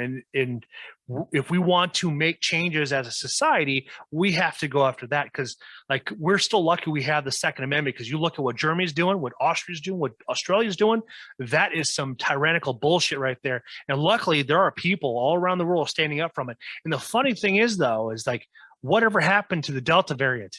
It's like all of a sudden it's like we no longer test for it. But then again, it's like the CDC just came out that the PCR tests are invalid. They're non-functional. They have too many false negatives or false positives coming back. And it's like, it is just a interesting thing, because like when you start seeing all these things and you pull yourself up to a 30,000 foot view, that's when you really start paying attention. As I tell anybody, if you really want to know what's going on, you pay attention to the World Economic Forum, because that group was started the same year the U.S. went off the gold standard in 1971, created by Klaus Schwab. He wrote the book called The Fourth Industrial Revolution, and that's what we're in right now. And that book will blow your mind. Yeah, I'll have to take a look at it. I've stepped back, and the more I've almost became just sour with people over all this. I mean, because there's just so much going on. There's so much different opinions on everything, and everybody believes this and that and this, and just watching stuff go on around me, and being from that small town, and coming, Fort Collins is big for me. I'm not used to a town this big, coming to places like this and traveling through big towns and having, step mother-in-laws in California, and hearing the way they talk about things, and everything's just so obscured nowadays that it's frustrating, because you just sometimes want to grab somebody and shake them, but that ain't going to help. And it's frustrating, and I became very distant from people, because I mean, I had a conversation with my mom the other day that I ended up hanging up because I was just so Twitter pated at her response. My mom's a very smart woman, very smart, book smart, one of the smartest people I know. And I was driving down the road and she says, "Man, you put a lot of miles on that truck." And I said, "Yeah, I bought it with 40 miles 6 months ago. I got 30,000 on it now." And I said, I really appreciate your vote and help with that gas prices." And her response was, you really think he has something to do with that? And it blew my mind that one of the most educated women I knew had that response to my comment. And I hung up the phone because it just took me by surprise that people are so easily wavered that would come out of my own mother's mouth. Yeah. The biggest thing is, like I've learned, is that you pay attention to history and the people in society, because we're marching right to it, because we're in the infancy stages of the 1930s Germany. But the thing is, we're on a world scale right now, and that's the frustrating part. But anyways, we've hit a lot of really key aspects and points in this here, and I'm hoping that the listeners will chime in and find you. How can somebody find you on social media? Social media, the only thing that I run through right now is Instagram. My name on Instagram is tophand_outdoors. And that's the only thing that I have going right now. I've just decided that I'm going to start with one, kind of get it going. And once I have that social media going, I can expand into others. And so Instagram, tophand_outdoors is where you can find me, follow everything I do. I post a lot. I try to be very relevant and keep people up to date on what I'm doing, and just, keep the knowledge going out there. And I'll be posting your handle in the show notes, so this way that people can handle it, because I'm hoping that there's another podcast listener on here that will message you and provide you some advice that I may have not have covered yet, or at least maybe put a seed into your mind, like, hey, look at this also. And it's like, and then just kind of take your small leaps and bounds, because right now, like I've been like, the Greg Tubbs and Eric Clark, they have headsets with the microphones on them, but their units are like $250 a piece. So it's like, you know what I mean? It's like, but it's like you're seeing everybody's different technologies, but I'm hoping somebody can persuade you, like, hey, maybe like start with this mic out, and then when the funds are right, and you buy this mic, and then so this way they can go from there. Because I want to upgrade my at-home mics to provide a little bit better quality, because these mics are fantastic, but it's just time to kind of upgrade and keep moving from there. So this way, then I can just go from there, because it's like the part of growing a technology-based enterprise or media is to always keep growing with it. Because I only have the one camera right here on my laptop, but it's like I'm looking at everybody else and they have these really nice laid out studios. It's like, I like the setup I have right now, but that works for them because they own their own homes. They can do the manipulation. I rent. I have no ambition to right now to buy a house. I'm just kind of waiting to see what happens with the Great Reset and to see where I need to put my money at, and hopefully be able to snatch up some land, because that's what I'd rather do. But maybe find some people that would that are like-minded like us, that would like to be able to homestead someplace and be able to be away from society, like running generators, running solar panels and stuff like this, to be self-sustaining. And there's a guy out in Tennessee that I found on TikTok that talks about their struggles and stuff like that. And they went together, they bought like 110 acres of land between the three of them. And they all figured out what they need to do. And it's like all together, like per person was like 150 grand to help with the materials, the merchandise, everything they need to make them self-sustaining. But now they're starting to see all their work pay off within that first 5 years, because now they have cattle and pigs and chickens. So that that brings down your food costs and then brings up your quality of life and such. So this way, then you're controlling what goes into your body and such, and not having to go and buy stuff from the store and such, Yeah, because I mean, you've been to the grocery store lately, I imagine, and it's there's some places it's not bad, but there's definitely some places there's some slim picking. And it's really the nice thing about owning animals is you have that ability to fend for yourself when you need to. But yeah, owning land right now, I think, is absolutely key. And that's what we're in the process of doing. We're not even looking at houses. We're looking at land ourselves, and the house thing will come later, because I think that without land, if anything goes bad, you're not going to make it. It doesn't matter if you have a roof over your head, you need something. I mean, obviously you want to stay dry, but the land will give you that when you need it. Exactly. And the cool thing is you could throw up a shed for 10, 15 grand. You make it big enough for a fifth wheel. And it's like now you're shielded from the elements, and then your property taxes are going to go up because it's a garage, not a house. And then you guys can navigate based off your funds to go and keep moving to different strides to better you and your wife and your family. Yes, absolutely. Yeah, it's nerve-wracking moving at this time of in our country. It's like, and you're raising a daughter, raising a child right now. It just blows my mind that we're bringing more people into this. It's just kind of scary. Oh yeah. And the scarier part though is too, is like, I was born in 84. And so my last vaccination was in 1996. And at that point in time, I think I only had 14 of them. When a kid turns 18, if they follow the vaccine schedule, they'll have over 90 vaccines by the time they graduate. And that is a little far-fetched, because it's like, I've seen what's happened to the people that were born in the 80s. You could see the mental clarity because they're not being clouded by all these different vaccines. And it's like, these new mRNA vaccines, it's almost like they're trying to make them designer drugs. And if you notice that you had the first vaccine, the second vaccine, the booster. Well, the booster wasn't supposed to come. You're only supposed to get a booster until every 6 months. Well, now they're going to be bumping it to every 3 months, because what it does is it destroys your white cell count, blood cell count. And now you have a daughter that's 7 months old, and you have all these things to look forward to. Like I had a friend of mine that her daughter was almost double dosed by, I can't remember what it was, what the injection was, but it wasn't for him paying attention that the nurse, the second with this would have given her a double dose of something that she got a few hours before. And it's been, can't just say it's been tied to autism, but the biggest thing you look at that is that all the vaccine companies have immunity. So they're not going to test in how X works with Y works with Z, because your body is an oven. Now you're injecting all these other ingredients in it, and nobody knows how each one's going to interact and how it's going to fuck your body up. Yep, I agree. Yeah, I never gotten as a child. I think my mom took me and got the flu shot a couple times, but ever since I was able to make my own decisions, I've never gotten the flu shot. I'm not vaccinated. I don't have any interest in being vaccinated. My wife, unfortunately, she was not going to get vaccinated, but they said that if you don't get vaccinated, you don't come back to school. Well, she's eight and a half years deep into her college, and 6 months from being done. It's like, what do you do? Try to take a stand? Because we're in Colorado, we're in very liberal country, and then nobody's going to have her back here. I mean, so it's just going to be her by herself. So what do you do? So she had to go get the vaccination. And it's not that I am against it, but another reason, because of everything that's gone into it, I have no interest in it, but the way that they have brought it on to people, and almost just, usually they bring it, they do all their tests. They're like, okay, it's open when you're ready. Come take them as you want. Not this one. This one was, it's open now, come take them.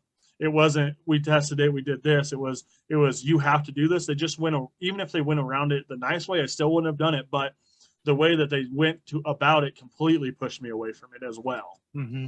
And especially when Pfizer came out that they're not going to release any adverse reaction, any ingredients till 75 years. Yep. And guess what? It's like, I'm going to be dead by that time. My daughter will be 75 at that point. Well, she'll probably be 80 something at that point if she makes that long. But it's like, it's a very weird thing. It's like, why are they doing this? And it's like all the red flags are being out there, and it's like, and plus it violates the Geneva Code, all 1 through 10 of the rules and stuff like that. And that's what scares me, is that nobody's paying attention to that. Yeah, and nobody can talk about it. Every time it's brought up or talked about, it's just sleight of hand. It goes to the next person, and they can pass it around to 100 people in one conversation, and we still don't get an answer. Exactly. It can just keep jumping around. Now, if you do some research, you can't use Google, DuckDuckGo, MSN, or Bing, or Yahoo, but there is called the Nuremberg Project 2.0, and it's a real project, and it has something like 10,000 practitioners, another 28,000 nurses and stuff like that from all different fields, like not just medical, but also psychology too as well. And it's all been, this is all being fought in the UN over in those countries over there in Eastern Europe, and they're building up against it. And there's actually there's a law firm out there. I have the videos on my phone because they're so valuable. Is that there's a law firm, if your loved one is being treated and they have X, Y, and Z prescriptions on there. You need to call this, and they'll call the clinic and they'll tell them to stop, because that's what's killing the patients is the treatment.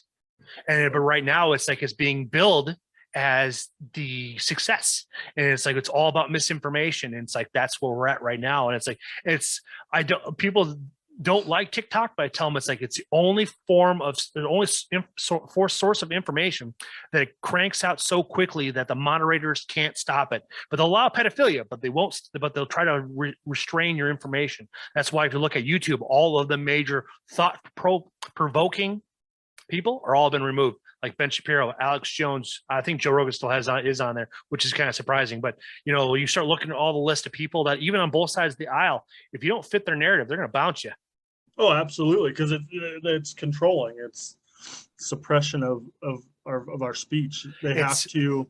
If one person can get another person to think, that person can get two more people to think, and you have a snowball effect. And here, all of a sudden, we're waking up and we're like, hey, this isn't right, and we're not the only two people talking now. We have how many other people listen to us? They don't need that. That's bad for them. Mm-hmm.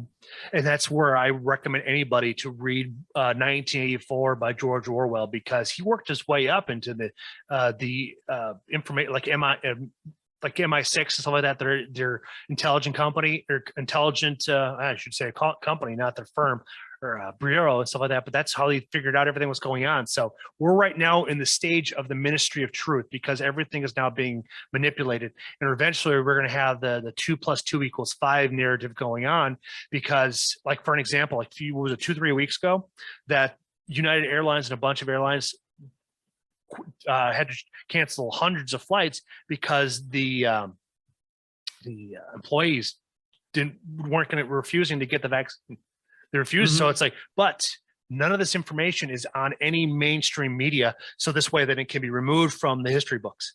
Yep. Yeah. Southwest was one of the ones that took the biggest hit. They lost, I can't tell you how many pilots, because they said, no, we're not doing this. And that's what me and my wife fly, because we fly quite a bit, and we like Southwest, just always have flown them. And yeah, there was so many cancellations because they were just like, we're not having these guidelines. This isn't working for us. We don't believe in it. Yeah. And yeah, it was a huge thing. But you don't, like you said, I've talked to people that know about it, but have I actually seen posts on it? No. Mm-hmm. These will be the legends we'll pass down to our kids of the rebellious stages of society. Oh yeah, absolutely. We'll seem like outlaws. Yeah, exactly. We're not careful. That's how we're going to be classified, because it's like, I was listening to my sister-in-law, and she said something. It's like, this is why the Nazis came into power so rapidly, because it's like, when you look through the SS logs and stuff like that, it was not their neighbors turning people in for being Jewish. It was their relatives, their mom, their dad, their kids. And that's what blows your freaking mind. And all this information is at our fingertips. And the coolest thing about how evil the real power players will tell us what they're doing. But I guess it's a form of their religion, or their kind of cult, where they need to tell us what they're doing. And if we don't push back, it's our way of telling them, you can go ahead and do it. You have our blessing. Yep, and absolutely. I mean, and they have. I mean, we've been told so many times, you watch history will repeat itself. It always does. Mm-hmm. I saw a funny post the other day. It was the Indians, and they said the government told us we didn't need guns either. I mean, you just keep looking at how it repeats itself, and it is. We get told that this stuff is going to happen, whether you pay attention to it or not. It's out there. You can find it. It is hard because they have it so screened, but if you can find it, if you know where to look, you will find what they're doing to us. And the fact is, like, I've talked to my wife. I'm like, I'm just waiting to go say something, but just me going by myself, then again, I'm just there. If people follow me, then it's good. And you get that following, and you can make a difference. But one person standing up, they can quiet you so fast and bully you out of it that it's unbelievable how one guy's speech can be turned into nothing. Mm-hmm. Oh yeah. And it's like, the unique thing is, if you look back in history, back in like when we're trying to pass all these different, the Pittman-Robertson Act, and if you notice, it only took I think it was less than 120 days from when it was written until it was passed. Like if the power of the people then had it, we could do that today, but we have so many distractions. So many distractions. And it's like the cool thing is like when you listen to the immigrants on social media talk about their communist country from Russia, from Cuba, from Mexico, from Puerto Rico to Guam, to all these from there. And it's like, it's like if you guys have that same mindset about like trying to leave your communist countries, like start buying guns because we're going to need you when it comes down to it. Oh yeah, absolutely. It's because the funny thing is it's going to be the immigrants that are going to help wake us up. Oh yeah, yeah, exactly. I mean, we're following suit with those other countries in a way that's not completely obvious, but if you look at it, I mean, they're trying to get out of something that we should be trying to get out of as well. Amen to that. Well, man, we've hit a lot of awesome conversation pieces and stuff like that. I'm really excited to listen to your podcast. Have you started spinning any names that you want to release to the public, or you still want to keep that underneath your hat? I'm going to keep that one. I've thought of some, but I just haven't said one that really made me smile yet. So I'm going to keep that one underneath my hat. But when I do come on one, I'll definitely put something out there and let everybody know what it's going to be. Awesome, Tyrell. Thank you for that little tidbit in the end. Guys, go out and find him on Instagram. Thank you for tuning into the podcast, and you guys have a great night. All right, folks. Thank you for tuning in to another episode of Bucks America Podcast Cooking Edition. Tonight's guest is Tyrell Townsend. He was the guest on Wednesday, and I'm looking forward to hearing about his recipe. We talked about a little bit. He gave me one word, dove poppers, and I have no idea what's going to be included. We kind of assume because we've all had poppers before, but I'm going to turn the mic over to Tyrell, and he's going to explain it to you and his inspiration, the history behind it. So go ahead and take it away. All right, Jeff. I have in the hunting years, we have, made lots of meat. We've killed lots of meat. We've tried lots of different meat, but dove poppers have always been kind of my main go-to thing because it really gets the year kicked off for me. We're getting ready for bird hunting. We're getting ready for our big game hunting. Doves open. It's kind of one of those hunts that you take a bunch of buddies out, you can kind of sit around, have fun, and still do some hunting. You don't have to be quiet. And it's just kind of like the intro to your season and how it's going to go. So it's one of my favorite things to cook. It's one of the simplest things to cook. And the nice thing with dove hunting is you get a lot of them, so you always have plenty to cook. It seems like. So we do a dove popper, and what it is we just kind of make a jalapeno popper, but we de-breast our dove and we put one breast into each one. Okay. I like to I'm trying to think here. Marinate. I like to marinate my dove. I think dove's an awesome meat. It tastes delicious the way it is. But I actually marinate my breasts for 24 hours in Worcestershire sauce and orange juice with some seasoning. Yum. So I put it in a Ziploc baggie. I usually make a dozen at a time. They're perfect. They're not really something to go with. They're not, a main tray or anything. It's definitely an appetizer, but it's something you can sit around with the buddies that you just got hunting with. It doesn't take forever to cook, and you can sit around, enjoy it, and have a conversation. But I put it in a Ziploc baggie with Worcestershire sauce, orange juice. I put some Slap Your Mama in there, some seasoning salt, minced garlic, chopped onions, some seasoned meat tenderizer, and some chipotle roasted garlic. And I let that sit in there for 24 hours. And the smell of it is good enough to drink. I've never drank it, but it smells delicious as it's marinated. And then, I just do it as you would do your normal jalapeno poppers. I cut them in half, de-seed them, put my dove breast in, put my cream cheese, and I always use that thick maple smoked bacon. Wrap it in there, put it in the smoker, and enjoy. It's a very delicious appetizer, easy to make, and it's always fun to enjoy the meat that you have shot that day. Now, when you bring the smoker up to temperature, what's the temperature need to be at? So I cook them slow at 300 degrees. I like to keep as much as that marinate in there as possible and keep them as moist as possible. So I cook them slow at 300 degrees, and it only takes 10-15 minutes on a smoker. Okay, so that's pretty quick turnaround then. So nice thing is that's what is exciting about it then. Now, how many birds do you need to feed like 6 to 8 guys? Well, as an appetizer. Let's frame this as an appetizer, so this way people are not like, we need to shoot 25 birds to make a meal out of it. So the nice thing about each dove gives you 2 poppers because you have the split in the breast, just like you do every bird. So you get a breast from each side. So each bird gives you 2 poppers.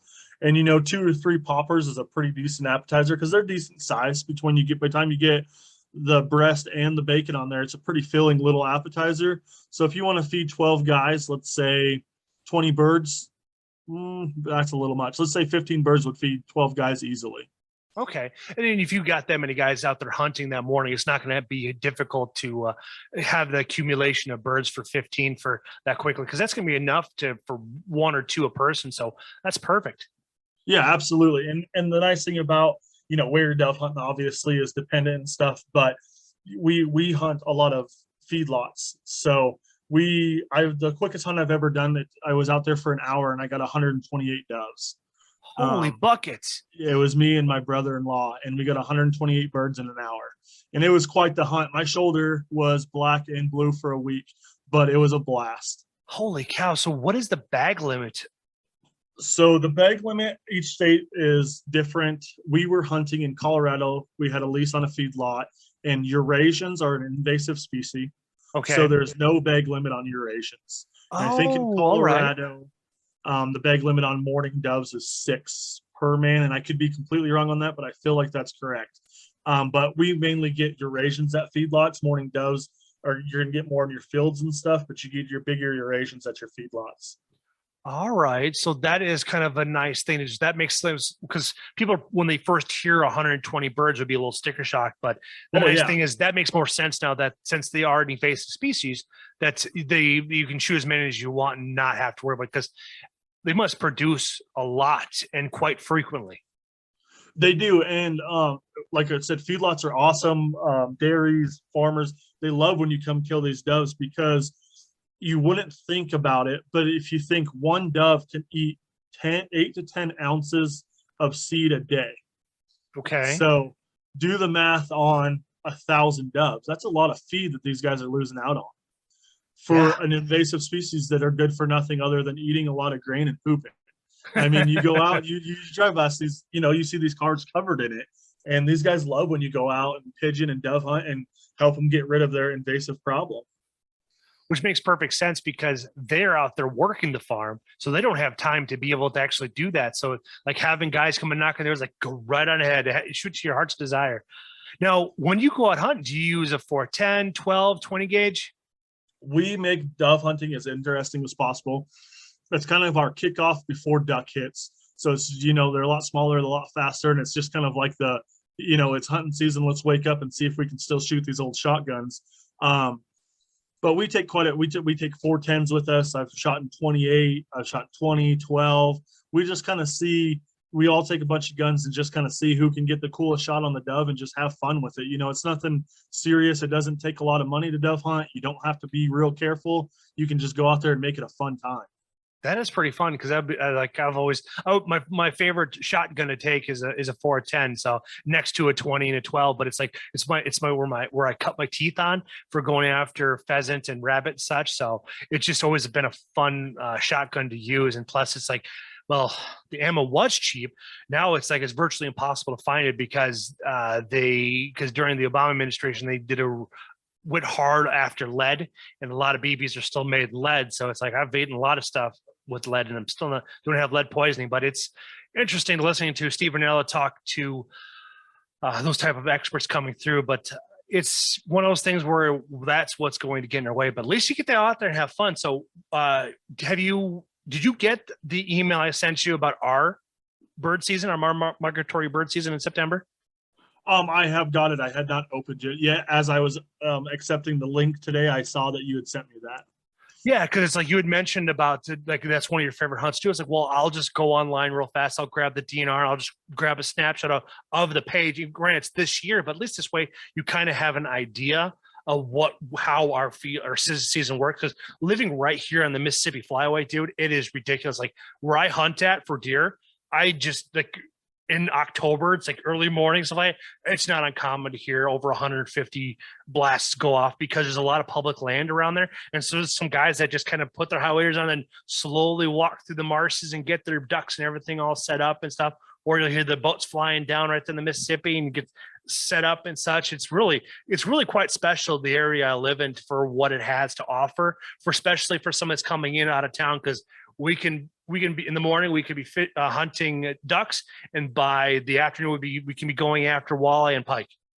Yeah, and it's nice. Some states are like that. They're very accommodating to out-of-staters. It's very easy to find, easy to do, transfer hunts, go to public land and be able to do that. There's some states that I've been to that it's very difficult to get on public land and do hunts, and it's almost not worth your time going. So you sending that information will help me a lot, because a lot of the times we're in the truck and we got done with the duck hunt, and I'm like, man, let's go a state over and let's go see what we can find out. And I'm getting on my phone and I'm buying tags on my way down the interstate, and I'm looking up where the closest place to hunt is. It's not, you usually don't have that information ahead of time, and it does help. That is a good thing about Onyx. It's like, there's other services out there, but I really like Onyx just because the DNR use it, is one of their go-tos for it, but it has a really good system and how they go in and they find all the information. I mean, calling all the way down to the county seat and calling the surveyor's land offices and stuff, and pulling all that information out to have very accurate information. So when you're out there walking, that line between public and private. Or if it's like, hey, if you find someone, like, hey, you go to that guy, it's like, hey, I want to walk here to go over here to hunt, but I'm not, it's like, can I do X? But if it's okay, and it gives you that opportunity to open up that conversation. Oh yeah, Onyx has been a lifesaver for traveling hunters. I live by Onyx.